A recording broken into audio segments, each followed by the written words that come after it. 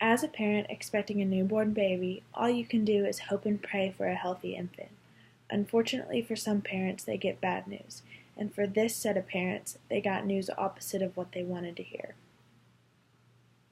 Their premature infant male, born 24 weeks and 5 days gestation by imminent SVD, was brought to the resuscitation room.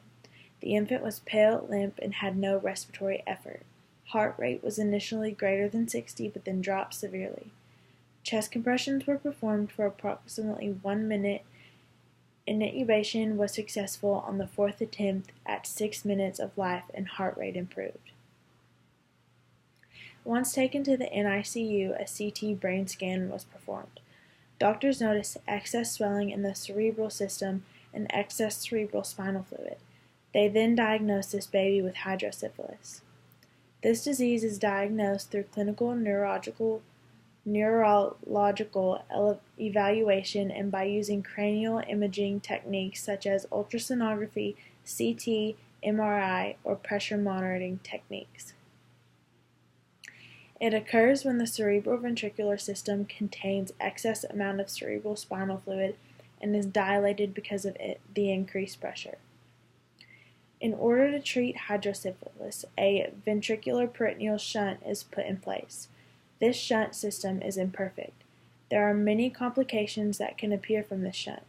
In addition to the common symptoms of hydrocephalus, infections from the shunt may also produce symptoms such as low-grade fever, soreness of the neck or shoulder muscles, and redness or tenderness along the shunt tract.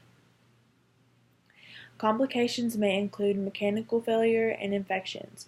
Generally, shunt systems requires monitoring and regular medical follow-ups. Months later, the baby came back for a checkup and no excess hemorrhage was noticed. Even though the doctors took care of the current problem at hand doesn't mean that the baby is disease and pain-free. If left untreated, this disease can be fatal.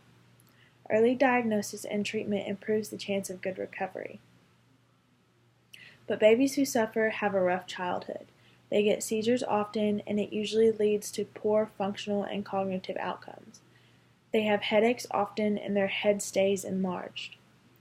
However, many children diagnosed with this disorder benefit from rehabilitation therapies and educational interventions and go on to lead normal lives with few limitations.